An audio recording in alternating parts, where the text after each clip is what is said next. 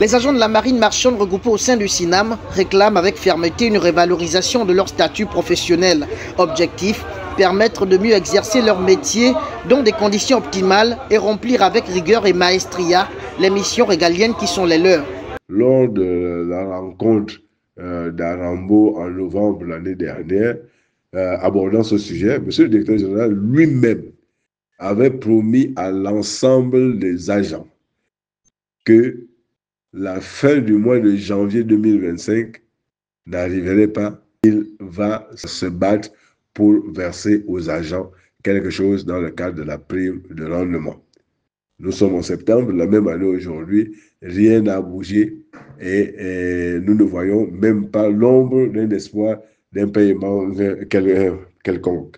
La situation de reconduction de la grève que nous connaissons ce jour, depuis ce lundi, n'est que la conséquence d'un ras-le-bol que le bureau du syndicat et l'ensemble des agents de la marine marchande ont observé. Aujourd'hui, vous constatez comme moi que les agents de la marine marchande vont sur le terrain, ils n'ont pas d'instruction militaire. Ils signent sur les procès verbaux, alors qu'ils ne doivent pas le faire, ils n'ont pas encore prêté serment. Vous voyez, c'est déjà ça le problème. Et pour entrer, aller travailler en mer, travailler dans les navires, il faille que ces derniers soient correctement vêtus, habillés, reconnaissables sur le terrain. Il n'en est rien du tout. On travaille au noir. On signe des documents administratifs au noir. C'est dangereux pour l'administration. C'est pourquoi nous interpellons vraiment humblement les plus hautes autorités pour régler cette situation de la paramilitarité. Humblement, nous prions vraiment que nous puissions trouver rapidement une solution à cela. L'achat du bâtiment, 1,5 milliard. Ça ne respecte aucun code des marchés publics au Gabon. Aucun code des marchés publics au Gabon. Vraiment, c'est la mort dans l'âme qu'on voit certaines situations se produire qui ne doivent pas se produire dans un pays de droit. Nous sommes dans un pays de droit. Le chef de l'État l'a bien, nous sommes dans un pays de droit. C'est la Constitution qui prime. Le compte numéro 44-44-318, ce compte-là, solde octobre 2023 à plus de 2,350 milliards, 16 trimestres non payés. Le ministre, je dis bien le ministre d'État, ministre des Transports, de la marine marchande de la mer, a demandé à plusieurs fois des séances de travail pour régler et élaguer ce problème, le refus du DG. Refus du DG. Il ne veut pas parler, il ne veut pas en entendre parler. 16 trimestres de primes. Nos enfants sont à la maison, nos enfants ne vont pas à l'école. Cette mobilisation marquée par une sortie ferme mais encadrée témoigne de la volonté des agents de sortir de l'ombre et de faire entendre leurs revendications dans un esprit de responsabilité.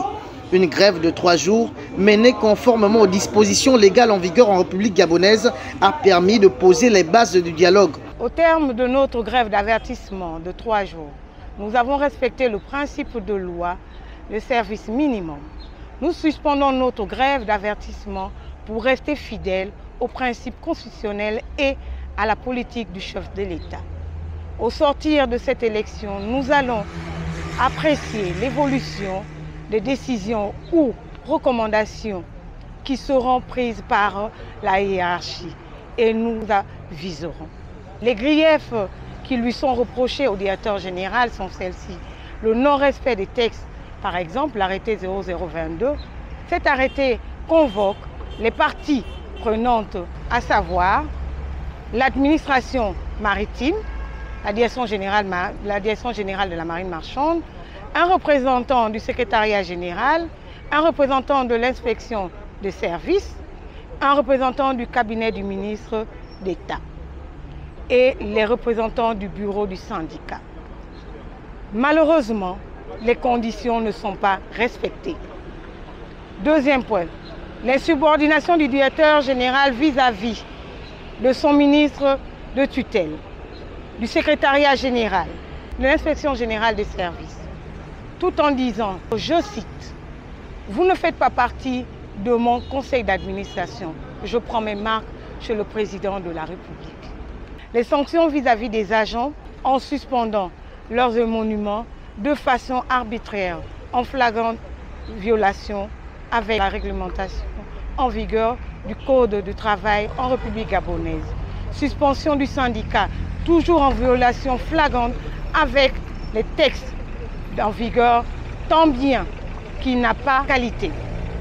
Nous, femmes de la marine marchande, nous, agents de la marine marchande, nous, bureaux du syndicat, nous demandons le départ du directeur général de la marine marchande. Parce que trop, c'est trop. Nous n'en pouvons plus. Nous pleurons. Le panier de la ménagère est vide. Les 16 trimestres impayés de frais de primes de rendement, toujours pas perçus. Tout en restant focus sur les textes de loi, nous précisons que le président de la République, sous sa discrétion professionnelle, devrait prendre en compte les textes de loi de la marine marchande. Le 1807 stipule que ne peut être à la tête que de notre administration un administrateur civil ou un administrateur maritime. Les agents de la marine marchande n'ont plus de répit et ne cessent de pleurer. Demande appel au bon jugement du président de la République. Aujourd'hui, le SINAM attend des réponses concrètes, des engagements fermes et des mesures pragmatiques de la part de la hiérarchie pour répondre à une situation devenue intenable.